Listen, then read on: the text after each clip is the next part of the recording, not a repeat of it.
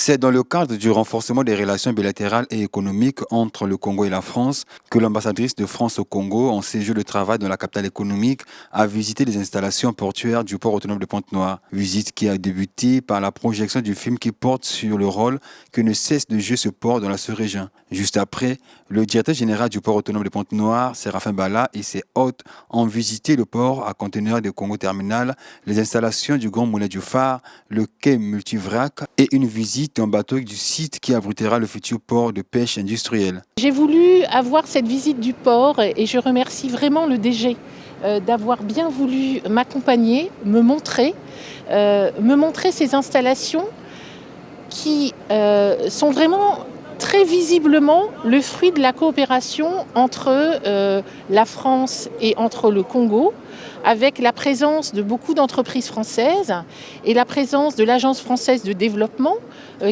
qui travaille avec des partenariats de plusieurs dizaines de millions d'euros pour le développement de ce qui est un lieu extrêmement important pour le Congo, pour son développement, qui est le lieu de la rencontre entre l'océan et la terre, les porte-containers, la pêche industrielle, la pêche traditionnelle. Ce sont des projets de développement extrêmement importants et j'espère que encore ensemble, nous pourrons les mener à bien. Cette visite des installations a permis à l'ambassadrice de comprendre l'essentiel des activités de cette porte océane de l'Afrique centrale. L'Agence française de développement et l'Union européenne travaillent ensemble. Pourquoi ? Parce que la France est membre de l'Union européenne et que plus nous avons de partenaires autour de nous, plus nous arrivons à faire des projets d'importance.